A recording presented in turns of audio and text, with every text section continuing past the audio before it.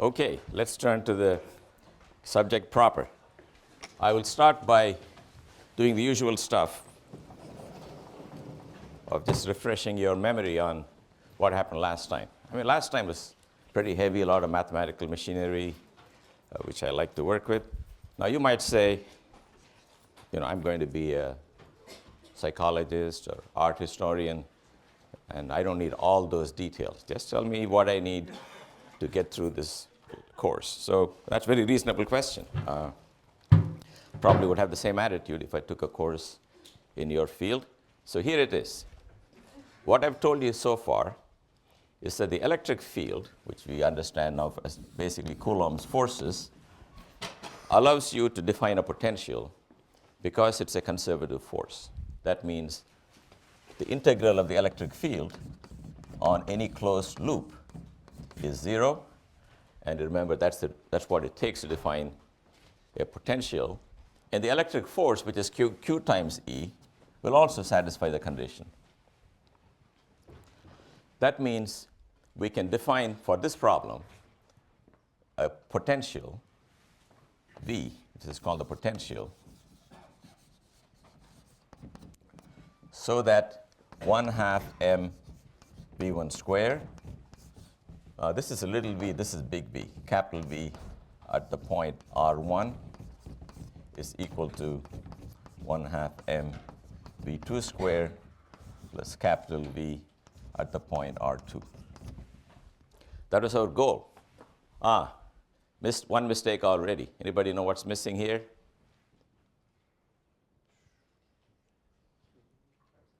Pardon me, yes? What's missing? The charge. Yes, the charge. So this should really be Q times V, and this should be Q times V. So let me remind you why it is. The force on any charge is really not just the electric field. It's Q times the electric field. And therefore, the potential difference is associated with the work done by the electric field times Q. So you've got to remember, Q times V is the real energy. So V is like an electrical height. For example, if this is the ground, there's a mountain like that, you give me the height. The potential energy is not just the height, it's mg times h. So let me say you give me g times h. That's like the potential.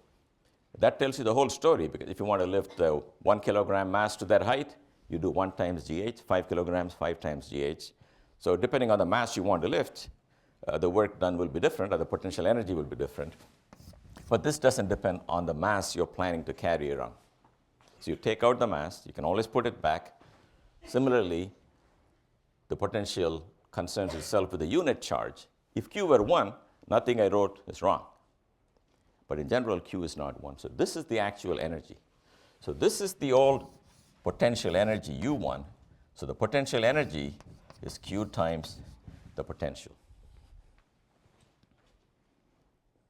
Okay? So think of V as the electrical height at a point, and Q is like the mass, and Q times V is like mgh. Okay, we got a formula for V. The general formula for V is that V of R2 minus V of R1 is the line integral of E dot dr from R1 to R2. This minus sign has the following meaning. The electric field exerts the force E on the unit charge, but if you want to drag the charge against the field from R1 to R2, you apply force minus C to compensate that. And the work done by you, this really work done by you, to move it from R1 to R2. Let me give you the gravity example. Gravitational force acts this way. But if you want to lift something from here to here, you oppose it. Namely, it's doing minus mg, your force is mg, you move it to height h. That's the work you do, and that you know is the potential at the top minus potential at the bottom. So that's the origin of the minus sign. The electric field wants to go one way, and if you want to take it against that force and raise it, electrically speaking, the force you apply is precisely minus E. That dot dr is the work done by you. That's what you invest. That's what you will get back if it rolls downhill again. Now, if you want V at some point R, minus v at infinity, that integral will be minus, starting from infinity to the point, these should be all vectors, to the point r of E dot dr. We will now take the convention that v of infinity is equal to 0. Remember, potentials are defined only by the differences. So you can put the 0 anywhere you like. We will choose the 0 to be at infinity. Then in this integral, it's going to be 0. And if you do this integral from infinity to r, you will find for one charge, it is q over 4 pi epsilon 0 times r for single charge. And r is the distance from that charge.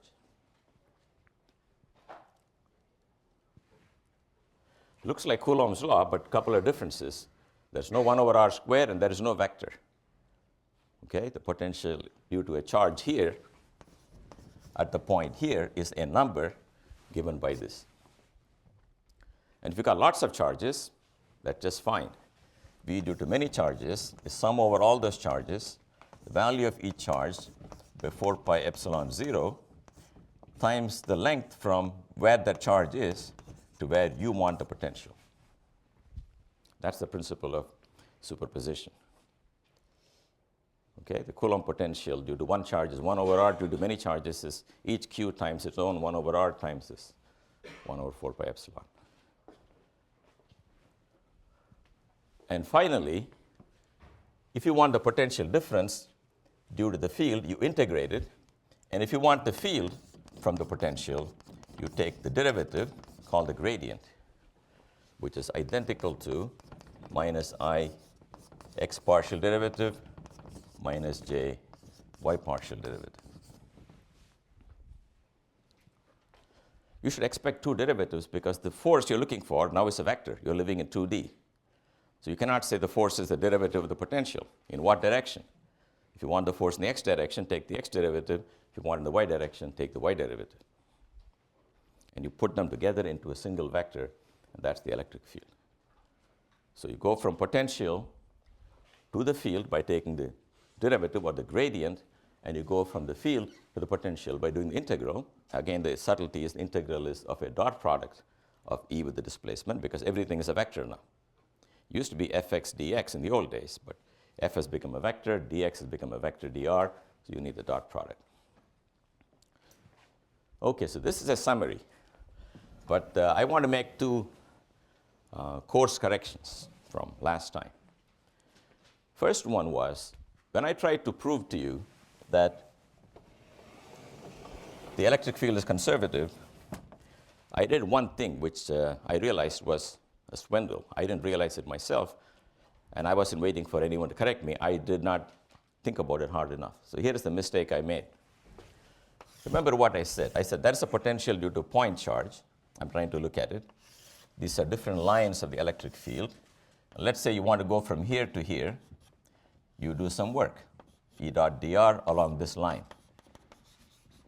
The claim was that's the same work you do if I take another path that looks like this. Go this way, go that way, and go that way. Same work, and that's still a correct statement. The same work because here dr is angular, E is radial, the dot product is 0. Likewise, 0. Here, at every segment you have here, E is radial, dr is radial, the dot product is the field E times that length. Here is the field here times that length, but the field is constant at a given radius, so they're also equal. Still, no wrong statements. Then I said, what if I do this? A little radial, a little angular, and so on, and that's also okay. Then I finally said, what if I had some nice smooth path which is not made up of radial and angular, and my claim was, well, you take, for this segment, for example, you take a radial segment, then you take an angular segment. Then you may take another radial segment, another angular segment. So you approximate the smooth paths by a bunch of radial, angular. And from a long distance, it all looks the same. So it should be the same amount of work. That's wrong. I'll give you an example of why such arguments can be wrong. Let's take a triangle. This side is 1 and this side is 1. And I want to walk from here to there. So you know I go a distance square root of 2. But then you say I'm going to take a different path. I'm going to go horizontal, vertical, equal amounts like that. And these are very tiny differences. You can say it's the same thing. But you know this path is of length 2. Understand why? All the horizontal parts add up to 1. All the vertical parts add up to 1. So going zigzag is longer by a factor root 2. So just because things are approximately the same doesn't mean the answer will be the same, because if you make an infinite number of infinitesimal mistakes, you can add up to something finite. Likewise here, you got to make sure that when you deform your path from what was really given to you to what you did, which is radial and angular, the work done should be the same. The path length is clearly not the same in this example, and it can all add up, but the work will be the same. That's what I did not show to you.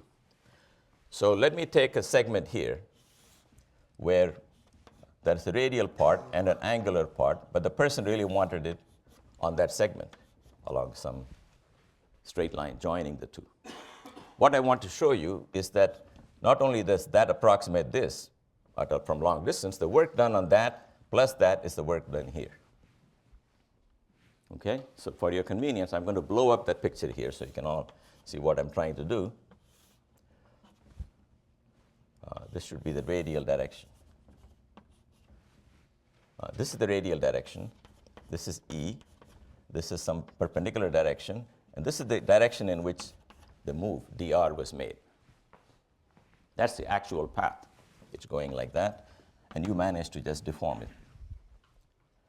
So what's the line integral on the radial path? Well, it's the magnitude of the electric field at that distance times the difference in radius between this end and this end. Let me call it delta r. Delta r is the spacing here between that curve and that curve. You agree the dot product is trivial. E is this way, displacement is this way, no cos theta to worry about. That's the work done. Work done here is 0 because perpendicular to the field. So that's the total work done going like that. How about going along this line? It's going to be E at r dot dr. When I say E at r is of course not one point, it's kind of spread out, but this is an infinitesimal region. So you can talk about the E at one point and not worry about the variation. So don't forget it's an infinitesimal triangle. E dot dr will be E at that distance r, the length of dr, and the cosine of the angle between them, which is this angle. But length of dr times cosine is precisely that distance, delta r, and therefore you do the same amount of work. So basically I'm saying as you wander around, you may not choose to go radial, angular, but if you go at a slant to the radial, the work you do really depends on how much radial distance you cover. That's what E dot dr does for you. That's why you can deform the path anyway and get the same answer. That's the first thing. Second thing is, I forgot to tell you anything about units. So the electric field is force on a unit charge. So the unit for that is newtons per coulomb. The electric potential looks like the work done on a unit charge. So the units for that is joules per coulomb. And the name for joules per coulomb is a volt. It means if there's a voltage difference between 2 points of 12 volts, it's going to take you 12 joules of work to lug a coulomb from the lower point to the higher point. So you guys have to get your units right, okay? Now, you might say, why don't you use units, right? You know why? Because I have tenure. So, when you have tenure, you don't have to use units. I park next to the fire hydrant. I got tenure. I tear up the tickets. I don't do jury duty. I don't pay taxes. Okay? You don't have to do anything when you reach. Alan is going to tell you the joys of being a graduate student. Joys of being tenure prof, hard to describe. Okay? Priceless. In fact, one of my sons, when he saw my lifestyle, said it reminded him of a jellyfish deep in the ocean. As soon as the little guy can crawl, he attaches himself to a rock and then never moves and eats his own brain for food because he has no further use for it. So apparently, that's what I reminded him of. Anyway. So you can, if you work hard, you can be like me. Okay? You can do that. Anyway, look, so you guys have to get the units because seriously speaking, if you don't write any units, we don't know if you're right or wrong, right? Any problem, answer is 19 in some units, right? So if you don't give the unit, the number is not worth anything. Another advantage of units is you can keep track of your calculation. You multiply one quantity by another quantity, everything is units, you cross out the lengths and the meters. You got to make sure the stuff you get has the right units on the two sides. That helps you also keep track of calculations. Okay, so let's go back now. This is all stuff left over from before. So now for the new stuff, I'm going to tell you the first part of this lecture is going to be what are the advantages of V? I will just mention them, then I will elaborate on them. The first advantage is the conservation of energy. The second advantage is the computation of E. And the third advantage is a lot of good visual pictures, which are very helpful. So you won't know what these mean, but this is what we're going to do, so you know where we're going. First thing is conservation of energy. There's no need to belabor this point. I mean, that's why we did the whole thing. The whole conservative forces, gradient, this, that, all that was to make sure in the end you can get a potential energy out of it. And as you know from the roller coaster problem, if you can do kinetic plus potential equals kinetic plus potential, it saves you a lot of trouble. In other words, in this room right now, there's a lot of electric fields, a lot of charges everywhere applying a field here. And I want to carry a charge from here, and I want to drag it over here. Or maybe the charge was shot by a cyclotron or something, came flying out at some speed here, and it comes here a little later, and I want to know how fast it's moving. One way to do that is to follow the charge as it moves. At every instant, find the force on it, the acceleration from that, change in velocity, add up all the changes, you'll get the final velocity. But as you know, with the law of conservation of energy, you can skip all the intermediate stuff. You just have to know the initial kinetic energy, initial potential energy, final kinetic energy, final potential energy. They are equal if you sum them. So you can find one number from it. One of the numbers you can find. In particular, if you didn't know the final kinetic energy, you can find it. So that's the first advantage, conservation of energy. Second thing is that it makes life easy when you want to compute the electric field. So this is an example I did, again, near the end of the class. And I think it was needlessly complicated. So I will try to repeat the derivation a little more quickly because it's a lot easier than I gave the impression. So we are trying to find, let us say, the electric field due to a dipole, minus q and plus q, separated by a distance 2a. If you did it with forces, I didn't even try to do it everywhere. I remember I did it here, and I did it there. The force here was like this. The force there was like that. Then I said if you do a lot of work, you'll get all these lines. What makes life difficult is that if you go to this point here, this I explained to you last time, this guy will repel it with some force. This guy will attract it. And you've got to add the two arrows and get a new arrow. That's the net electric field at that point.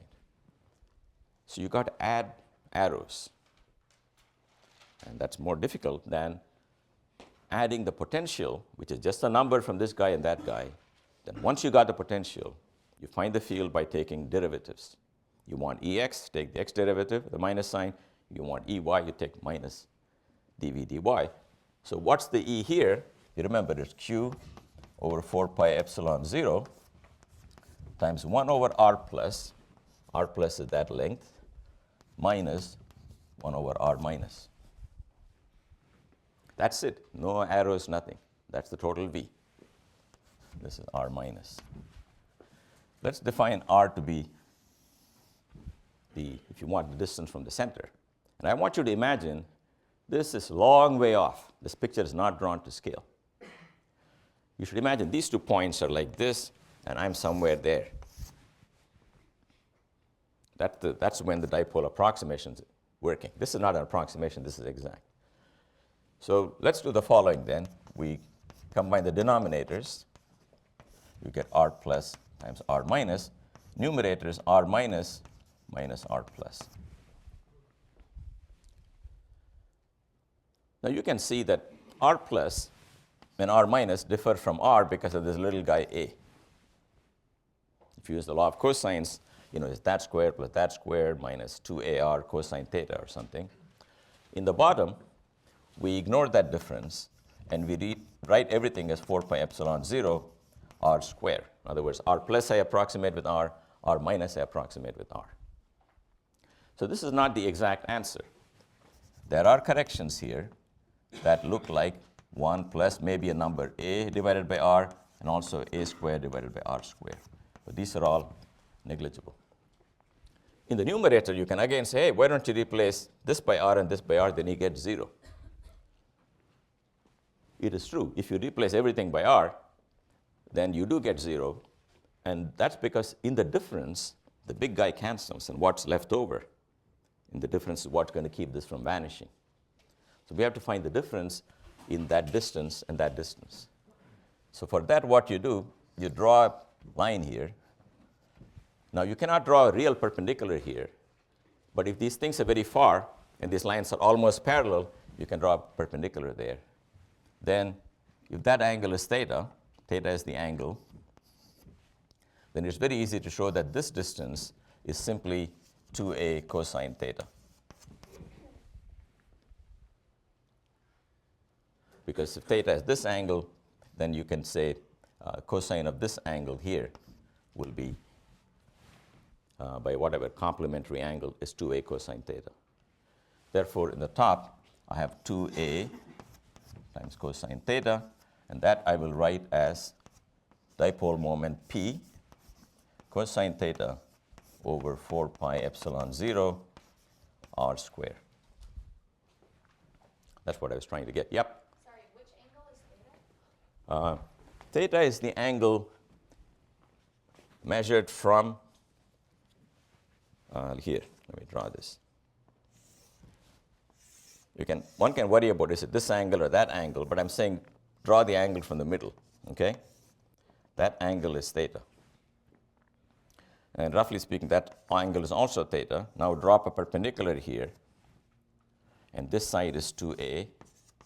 Therefore, this difference is 2a cosine theta.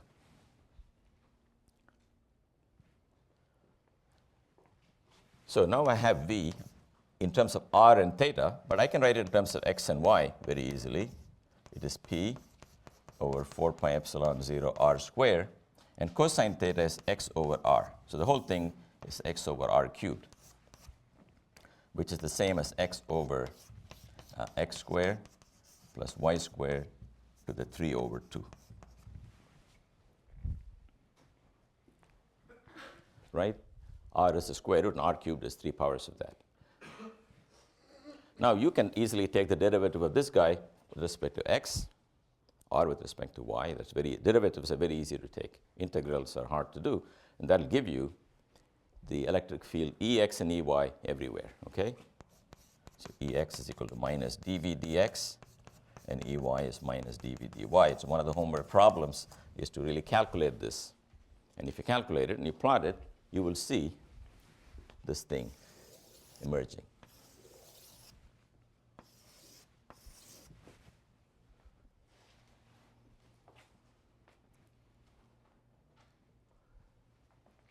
Okay. In other problems, most of the time, it's easy to find V and then to find E. For example, if I have a ring of charge and I want to find the V here, then let's say the ring has charge Q and some radius A.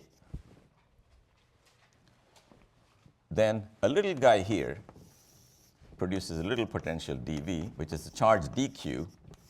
dq is not any distance, it's like the differential divided by 4 pi epsilon 0. And what's the distance? If that is z, then it's simply root of z squared plus a squared. That's due to this little charge. But every unit of charge on this ring is equidistant from this point. You understand? It's a ring, and I'm perpendicular to the ring. So they all contribute the same number, and sum of all the dq's is just the q. So that's the potential on the axis. Now you can take its z derivative to get the field. Okay?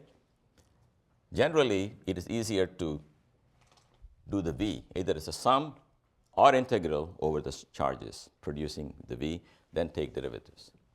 But I want to give you one example in which the opposite is true. But in fact, it's easier to get E than to get V. And that is, there are many such examples. I'm just giving you one.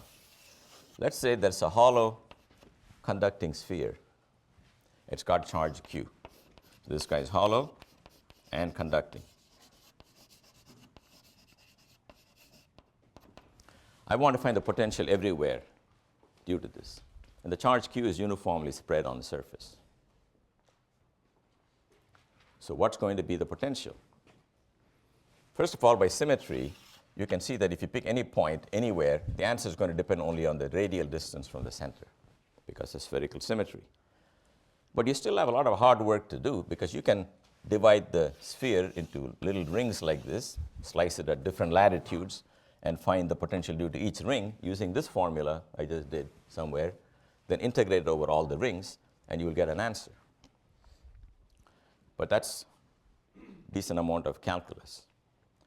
But you don't have to do that because in this problem, because it's spherically symmetric and there's a charge Q here, we know from Gauss's law the electric field is going to be purely radial and will look like Q over 4 pi epsilon 0 r squared, as long as r is outside the sphere.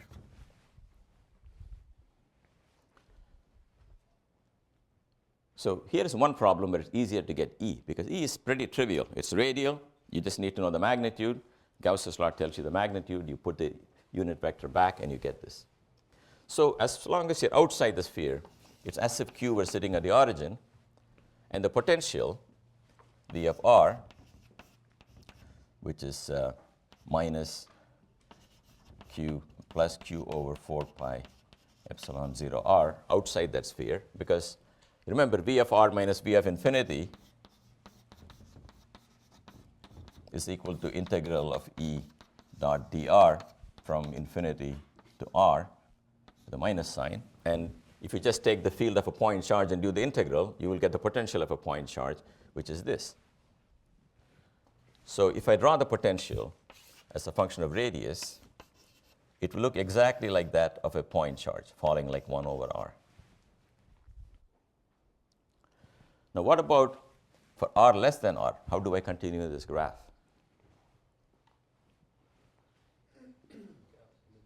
Pardon me?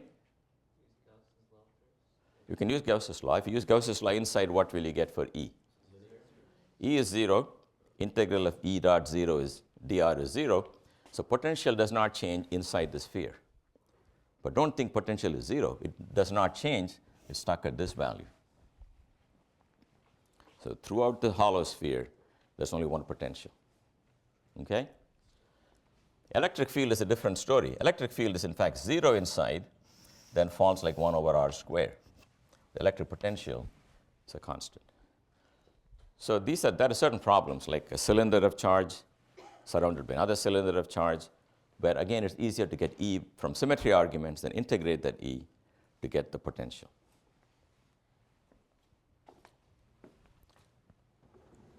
Okay, so this is my second point, namely, barring a few exceptions like this one with high symmetry, the potential has the advantage that it lets us compute the electric field by first doing a sum of scalar quantities rather than vectors, then taking derivatives. The third advantage has to do with being able to visualize things. It gives you a landscape, and that's intuitively very helpful. So here's one example. Let's take two parallel plates, put a lot of plus charge here, an equal amount of minus charge here. What will the electric field looks like in this region? Let's say both have the same density sigma for unit area, and they're infinite. I'm just showing you a finite portion. This guy will produce sigma over 2 epsilon 0 here and here. This one, because it's negative charge, will do this, sigma over 2 epsilon 0 on this side. In the region between them, you can see the two arrows are additive. So the field will look like this. In the region outside, the two arrows are opposite. This guy is coming in, that guy is going out. Remember, the field doesn't diminish with distance due to either plate, so they can completely cancel each other. So the electric field is trapped between the two plates and has the strength, which is double what you would have on either side if you had only one sheet. That's the electric field E. That's my electric field. We can ask, what's the potential difference? Or what's the potential at various points? This whole thing being metallic is at one potential. So I say V is equal to 0. Throughout this line, let's say V is 0. In fact, it's very clear V is 0, because if I move horizontally on this line, I don't do any work because the electric field is perpendicular to me. So if V was 0 at one point, it is 0 throughout this plane. Yeah, so I should qualify this statement. You cannot pick V equal to 0 over an extended region. You have freedom to pick it to be 0 at one point.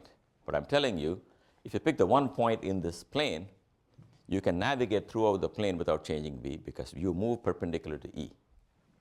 So V is 0 on the lower plate, but it won't be 0 anywhere else. But you can see that may be V equal to 1, that may be V equal to 2, V equal to 3. Upper plate may be V equal to 4 volts.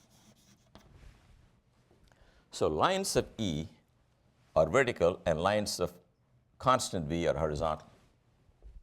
This is really like the gravitation problem. An electric field raining down on you is just like the force of gravity. This might as well be GH. This might as well be G. You multiply a mass, you get mg. You multiply by the Q, you get the force on a charge. It's straight down, and the potential just increases with height. Yep. Can you just go over real quick, please, like how you do the calculus to get the constant voltage? Oh, okay. Think of it as a plate coming outside the blackboard. For the hollow sphere. Oh, the hollow sphere. The potential is always the work done to go from infinity to wherever you are, right? So when I come from here, what do I think is at the origin? I think there's a point charge at the origin. So I push up against that till I come here. So I do that amount of work. Once I'm in here, there is no electric field inside. So E dot dr is 0 from then on. But don't forget the E, the V that you got up to that point. You don't drop it. You keep on adding 0 to it. So it is 0 everywhere. You add 0 to all points here because you can go from here to here, no electric field. So the whole sphere has the same potential as the surface. So now, here I got these potentials, and it gives you a picture that you're running uphill, and these are the steps you got to climb to go uphill. And if you got 4 volts here, if you take a Coulomb and you let it drop, it will pick up 4 joules by the time it hits this lower plate. That's the meaning. That's the work done by the electric field. Just like gravity is the potential difference, which is the work done on unit charge, times the charge, which is 1 Coulomb here. If it is 10 coulombs, you do 40 joules of work. If an electron is released, you've got to be a little careful. By definition, the charge of an electron is negative. So if an electron is released here, in fact, it'll go like this. You don't have any analogs in gravity. Gravity, everything falls down. So suppose some things had negative mass and some things had positive mass. All guys with negative mass, you got to nail them to the ground. Otherwise, they'll just float up. That happens in electricity. So any electron you leave here will go up.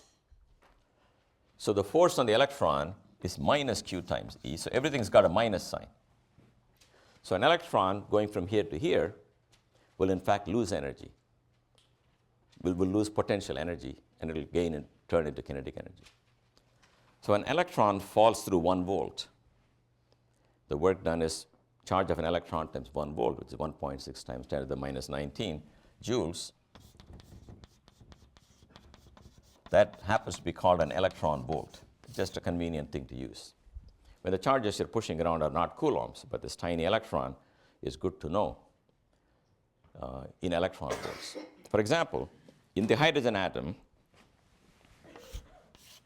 the Coulomb potential is negative because the charge at the origin is a proton plus Q. Electron has got some minus Q divided by 4 pi epsilon 0 R. That's the potential. And in quantum mechanics, only at certain radius you can have electrons. So the lowest electron is somewhere here, and they say it is minus whatever, some number of 13 point something electron volts. That means if you want to drag an electron from this hole and liberate it from the atom, you got to do 13 times 1.6 times 10 to the minus 19 joules of work. So as if this were 13 volts down compared to infinity. It's a hole in the ground, 13 points, I think 4 or 6 volts deep. So if you want to liberate that electron, you have to furnish that amount of energy.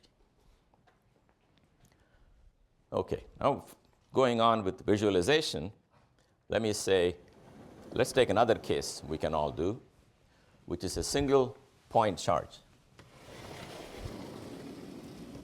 Here's a point charge.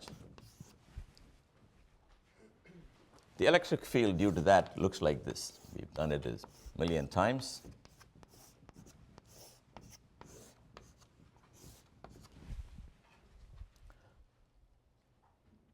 Now, what about the electric potential? For a point charge, the potential is 1 over r. That means it's a constant on a circle of radius r. That means if you pick any circle, or a sphere, I'm sorry, V is one number here, V is a different number there, a different number there. So that's the whole surface surrounding the charge on which V is some fixed number. Depends on that radius. You go further out, it's a different number depending on that radius, and it falls like 1 over r. You notice once again that the lines of constant potential are perpendicular to the lines of the field. That was true there, that is true here. In fact, let me do one more example. If you take a dipole, negative and positive, and the field lines go like this,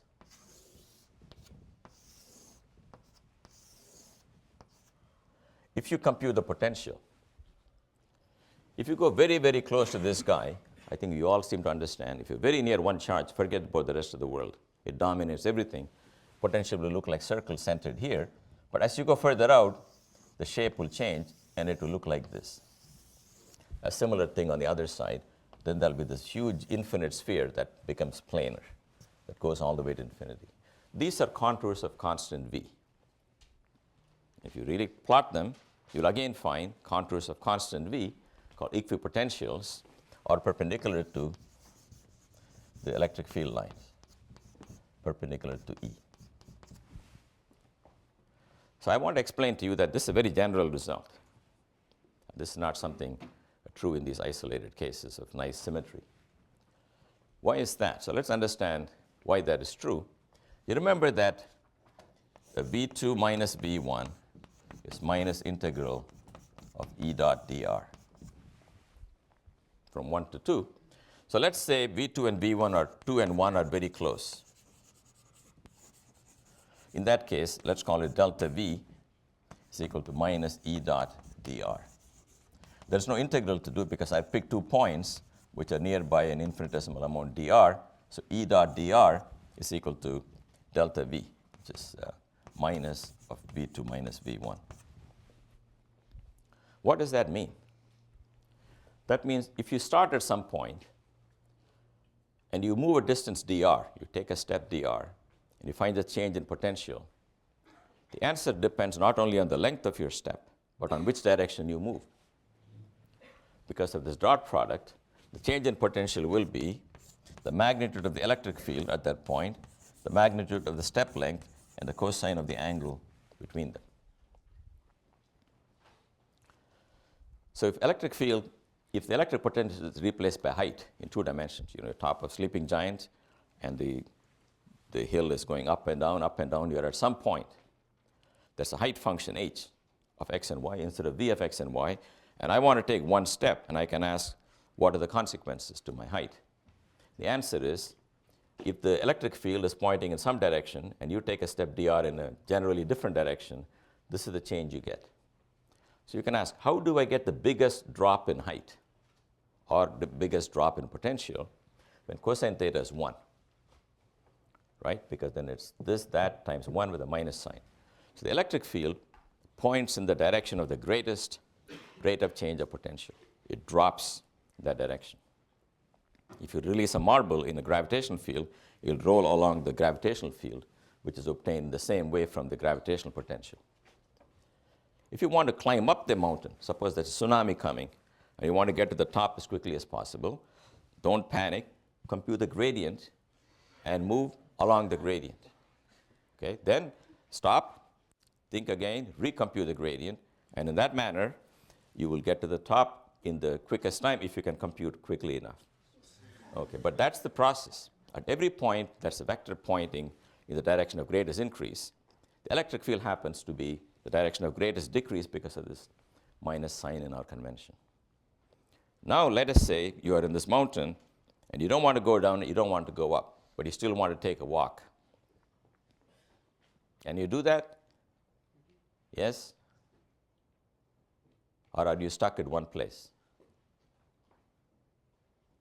What do you have to do, guys? Yes? You move perpendicular to the field.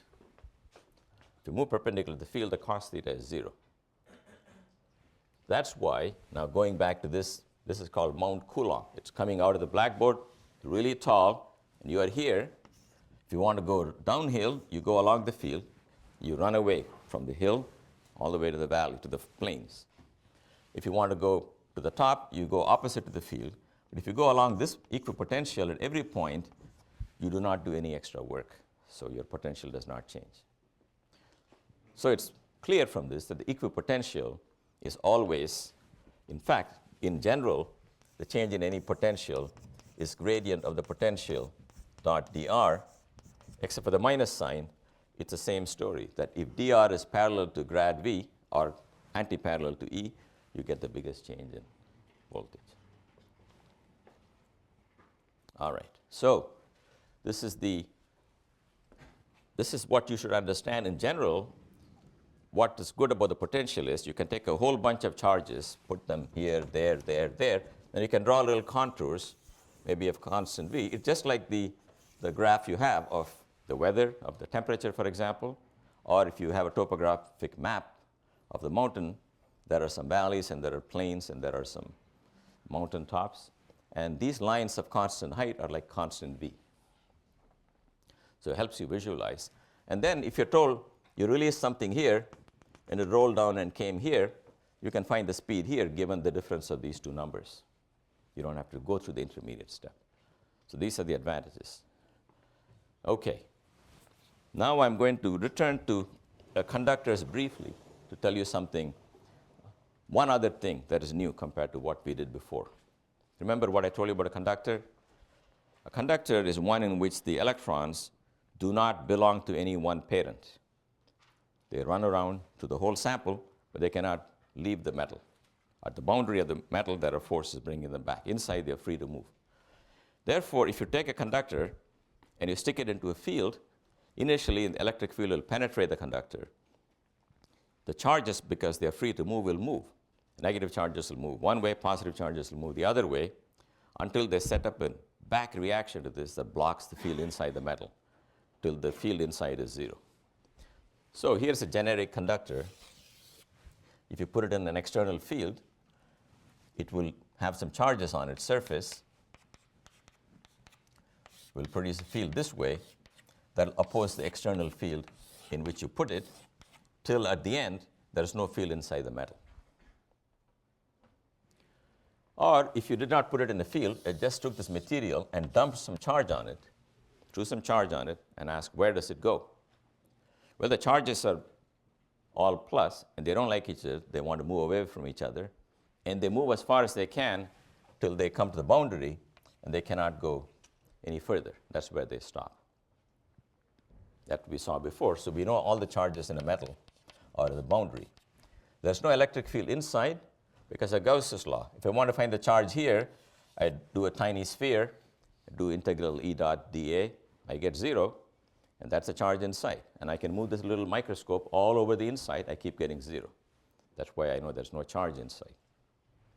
There's no charge inside, there is no field inside. Q equal to 0 inside metal. This is a solid metal, and E equal to 0 inside solid. The other variation you can have is, suppose I make a hole in this.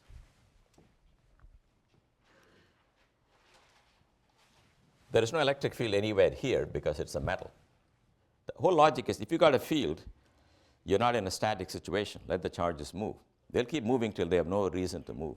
That reason will stop when the field vanishes. It's quite amazing. They can always find an arrangement in which they kill the external field. That's the perfect metal. So there's no field here. So if you do a Gaussian surface like this, the charge inside that is 0.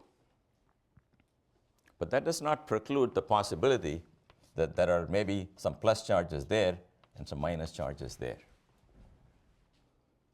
Last time I told you that if that happens, then the pluses and minuses will run around and meet and destroy each other and neutralize. But that's a little subtle because maybe if they were the only two things in the world, I can understand that, but there's also these charges outside, maybe they'll impede their motion. But here's one way to prove that there can be really no charge even on the inner surface. If there were some plus charges here and minus charges there, remember Q is 0 inside, so you can only have equal number, then electric field lines will have to leave the plus charge and terminate on the minus charge. So there'll be an electric field inside the cavity. And I'm saying that's not allowed because of the following. If there is a field inside the cavity, let's take that path and another path, which are two ways to go from here to here. On one path, I get line integral of E to be not 0. Second one, I get line integral to be 0 because there is no E. But the line integral cannot vary with the path in an electrostatic situation. Therefore, there cannot be any electric field inside the cavity due to anything you put outside. You can have electric field inside the cavity if you go into the cavity and put by hand some extra charge there. Then what will happen is that guy will produce a field, and the field lines will come to the boundary and terminate on some negative charges. Again, there'll be no field here. But a hollow cavity with no charges inside cannot have charges, no charges inside the hole, will not have charges on the edge either. So now, what else can we say about conductors? For today, I use the fact that the line integral of E is 0 to tell you that in a hollow cavity, you cannot have any charges in the wall. Second thing is, every conductor is an equipotential.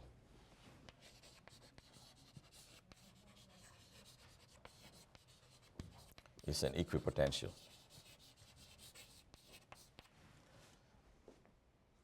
Why is that? Can you tell me why that is true? If it is not equipotential, the whole lump. Yep. If it wasn't equipotential, then there'd be electric field inside of the And how do we know that? because there's a potential difference. That's right.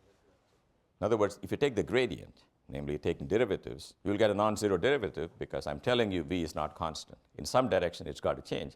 There's an electric field in that direction, at least. But that's not allowed. So V is a constant. So take any metal shaped like anything. You can associate a single potential to all of it. Okay?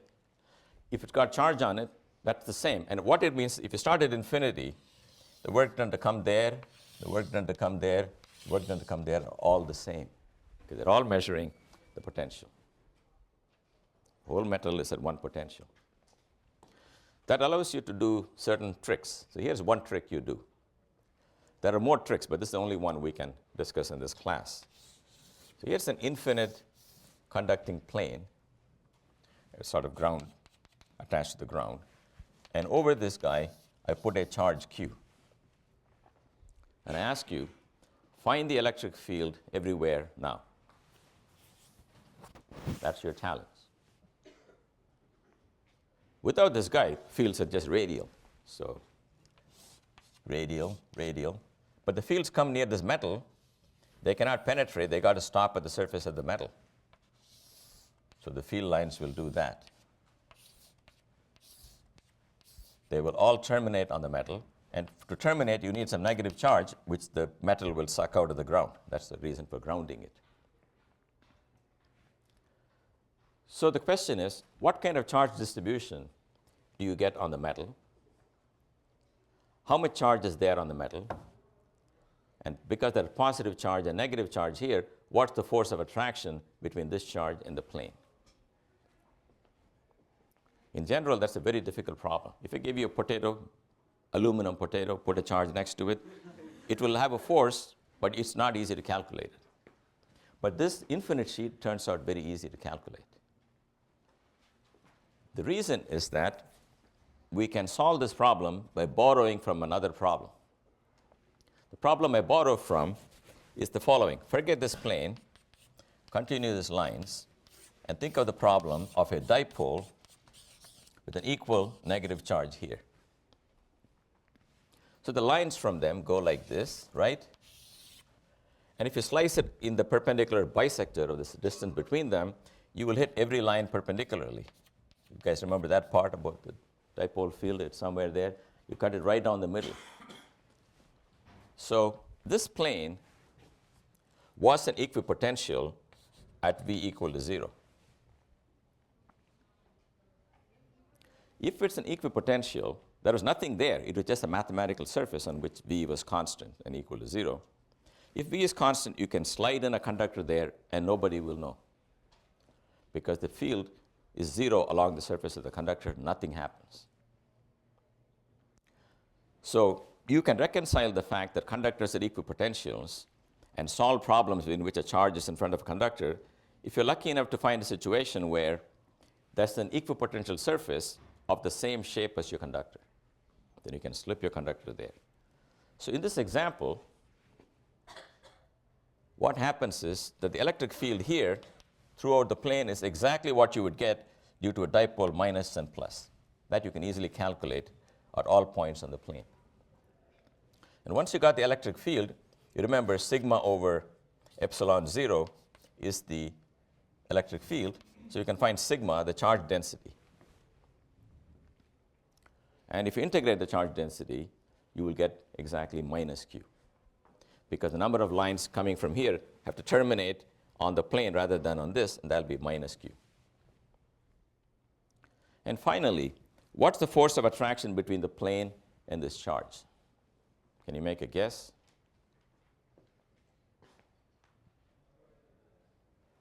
What's the force with which the plane attracts the charge? I'm asking you to guess, so it cannot be too difficult. Same as the force that this negative charge would exert on this positive charge. And I'll tell you why. This guy is looking around, okay, seeing some forces. It's due to these negative charges on the plane. But they are identical to the field created by this guy. So it cannot tell the difference, and therefore it will move, if you're releasing it, it'll move the same way in this problem as in the other problem. So it'll be drawn to the plate with an attractive force, which is q times minus q divided by square of that distance. So the summary of what I did now is that if you solve any problem, let's say the dipole problem, and you get some shape, it's an equipotential, you're allowed to then replace that with a chunk of aluminum and keep the field lines the way they are. Because that aluminum will be an equipotential, and it'll happily sit on the equipotential because there are no forces on the surface of the conductor moving the charges. So the moral of the story is you can sneak in a solid object bounded by the surface of an equipotential for any problem. So if you can solve certain problems and the equipotentials have nice shapes, you can put conductors of that shape in that precise location. That'll answer a different problem in which the second charge is absent. You only have the first charge. It's like a phantom charge, an image charge. So it's like this charge looks into the mirror and sees the image. the image is minus of itself, and it's drawn to it. Because the field produced by this guy and this guy is the same as the field produced by all of these and this. All right, so now we're going to final problem of energetics.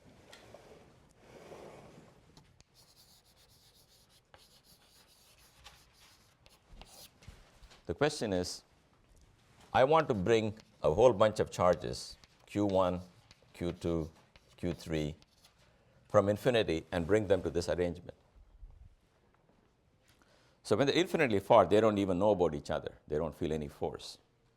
So here is my goal. I got to do some work, bring everybody together. They may all be positive. They may not want to be in the same region, but I'm going to force them. The question is, what work do I have to do? We're going to calculate that. We do that by saying, first let's take charge 1. Let it be wherever it has to be. Then I bring charge 2 from infinity and put it here. The work done for that is, by definition, Q2 times the potential here. Potential there is Q1 over 4 pi epsilon 0 R12. R12 is the distance between 1 and 2. Now I nailed the 2 charges. Nobody is allowed to move, so I don't do further work. Then I bring a third charge from infinity to its location here. How much work should I do? The work that I have to do is the potential energy from infinity to here due to these 2 charges. So that means the work I will have to do is equal to Q1 Q3 over 4 pi epsilon 0 R13 plus Q2 Q3 divided by 4 pi epsilon 0 R23. You follow that? That's the work I have to do to bring. The first guy, Q2, had to fight only this one. The third guy has to fight these 2, and the fourth guy will have to fight these 3, and so on. I'm just going up to 3 charges. From this, it should not be too hard to guess. In general, if you got many, many charges, you do Qi, Qj over 4 pi epsilon 0 Rij, where I goes from 1 to, from 1 to n. J goes from 1 to n, but I cannot be equal to j, and you divide by 2.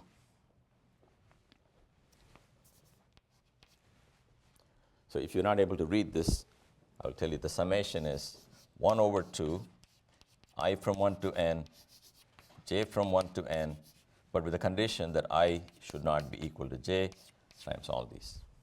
You can see that's valid here. Yep. This is the, oh, I'm sorry. You're absolutely right. This is not the potential, it's the potential energy. It should be called U. Did I say? Yeah, that's right. Because Q over 4 pi epsilon 0 is the potential, but when I multiply by Q2, that is actually an energy. So these are all energies. I'll denote by U. Now, if you have a continuous set of charges, you must replace the sum by the integral. Do you see what's going on here? Why there's a half? Because this one counts Q1, Q3, then again it counts Q3, Q1, but there's only one such thing, so I divide by 2, and I have nothing like Q1, Q1, so you don't allow that. That's the energy to assemble a whole bunch of charges together. So that's the work you do. If you do that work and you take your hands off, it'll fly apart and give you back that energy in the form of kinetic energy. Now let me do another simple example. I want to take a sphere of radius r, and I want to put q coulombs on it, and I want to know how much work I have to do for that one. What work do I have to do to charge the sphere with q coulombs? Well, first couple of coulombs come in, they don't run into anything. So I put some charge here. That makes it harder to bring the next set of coulombs, the next set of coulombs. At some intermediate stage, when the charge on the sphere is q, and I want to bring in a charge dq, how much work do I have to do?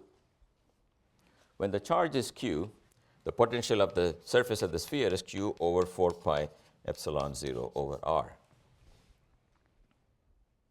The whole sphere is at that potential. And I'm trying to bring in a tiny more dq from all sides and smear it on this. The work for that will be that times dq. Then the total work I do when I go all the way from 0 to capital Q will be q squared over 2 times 1 over 4 pi epsilon 0 r. Sorry, capital R.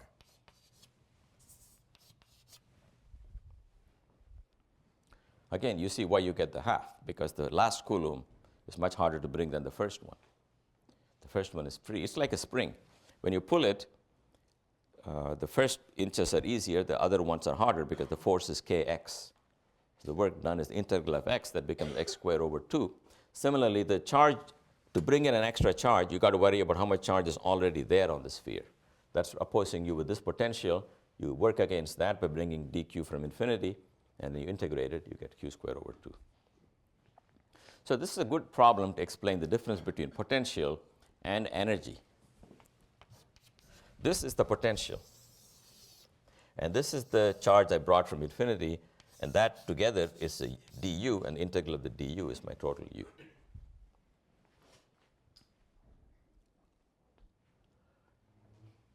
So one can ask, what's the energy to produce any arrangement of charges? And you should be able to either do the sum or do the integral. One homework problem will be how to assemble a solid ball of charge. Not a sphere, solid ball. It's got no radius, and slowly it grows up to some size. And you can do similar integrals where you slap on more and more spherical shells on this onion to build it up. Again, if you knew the potential at any stage, you can find the work to add a thin layer to it and integrate it. Okay, so final topic is one of capacitors.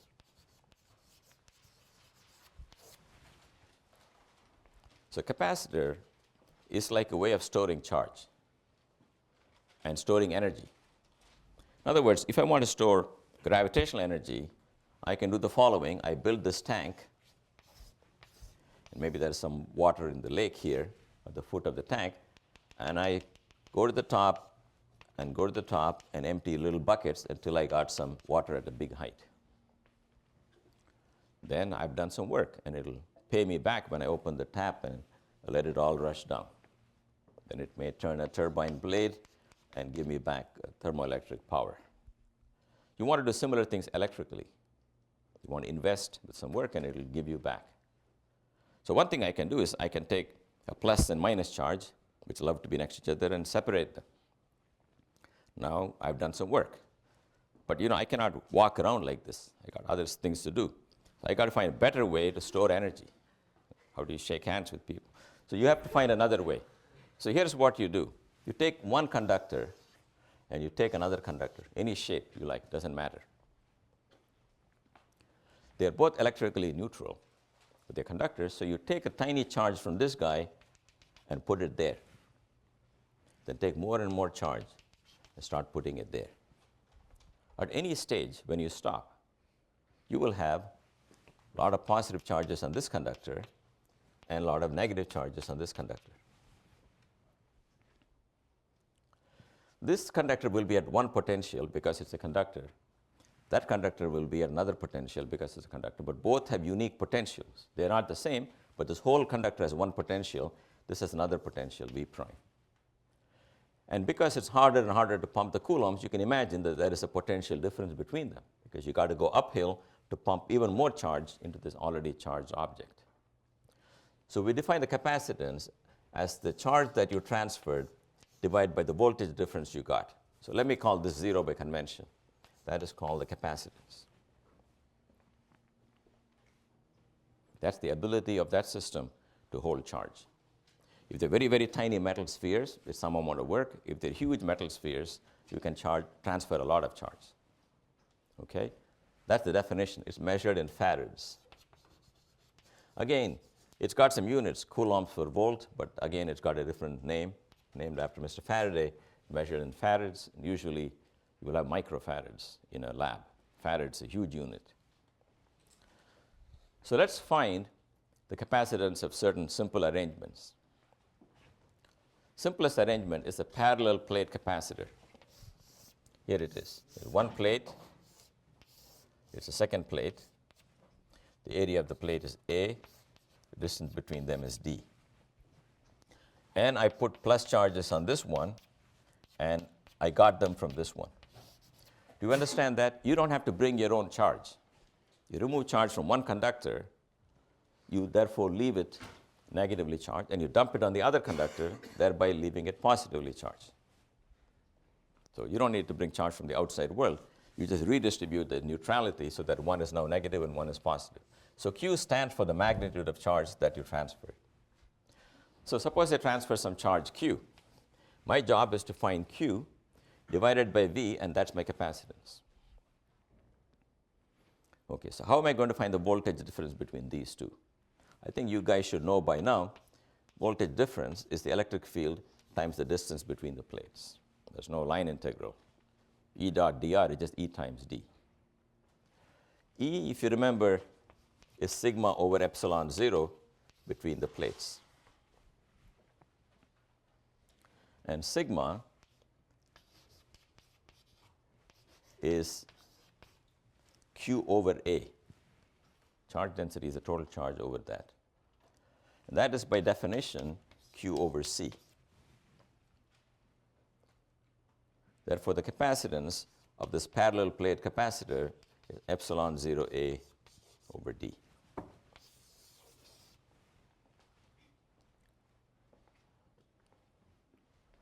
So that's one of the easier calculations to do. So anytime someone gives you two objects and says, find for me the capacitance, you will take charge from one, you will put it on the other one, and then you will, hey, where is all these blackboards?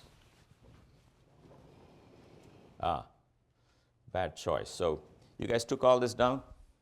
Yes. Should that A be on the bottom for the ADQ over epsilon naught? Oh, yes. Sigma is Q over A. Yeah, this is what comes from knowing the answer. This is what you guys do in the exam. When you turn that page, and all kinds of stuff happens. Signs change, numbers change, and the right answer appears on the next page. That's really what I did, because I knew this formula. We are getting there no matter what. But you're quite right, I didn't put the A in the right place. So in a way, it's not good to know the answer every time, because you're not that alert doing this. Anyway, this is the correct answer. So here's the capacitance of this parallel plate. Here's another problem you could do. These are also common. Spherical capacitors are one sphere of radius A surrounded by a second sphere of radius B, and you shove charges, maybe plus on this one and equal number minus on that one.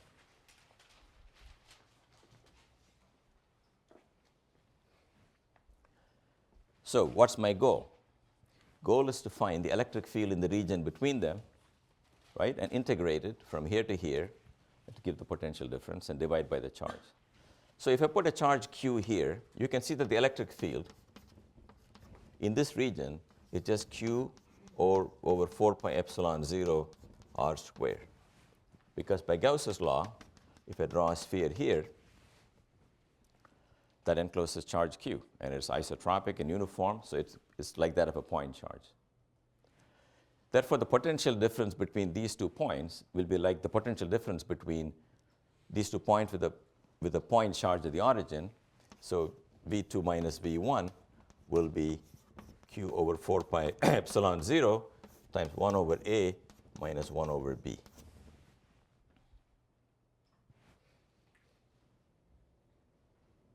Well, we are done, because this is what I call V. So capacitance is Q over V, and that's going to be 4 pi epsilon 0 divided by 1 over A minus 1 over B, which is 4 pi epsilon 0 AB divided by B minus A.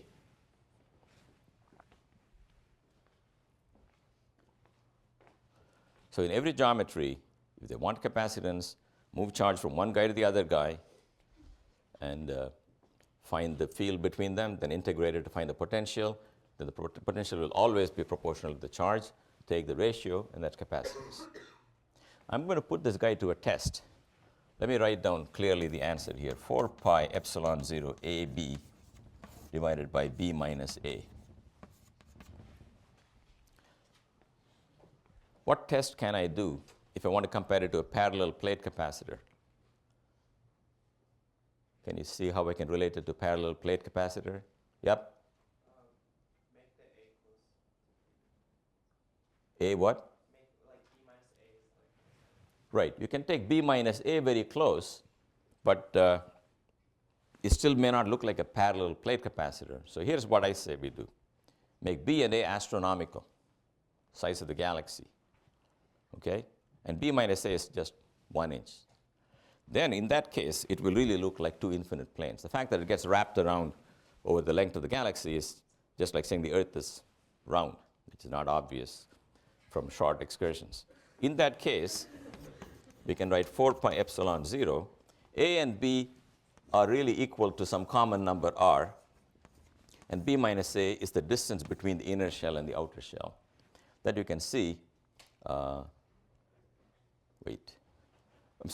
pi r square is the area times epsilon 0 over d, right? So that's one test. Doesn't mean it's right, but if this test failed, it means you're definitely wrong.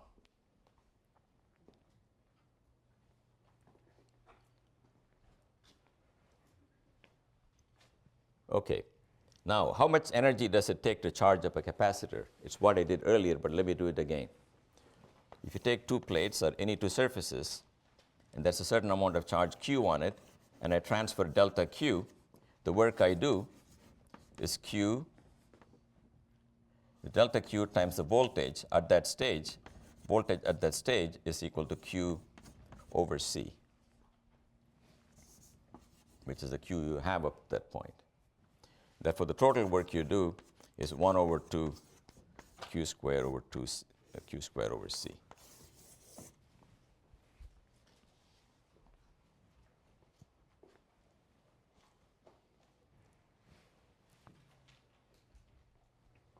So when you want to charge a capacitor with a charge Q on it, either you can write it that way, or you can also do the following.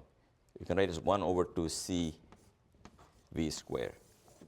Because Q over C is a V, multiply top and bottom by C, you can write the energy in a capacitor either in terms of the charge stored or in terms of the voltage between the plates.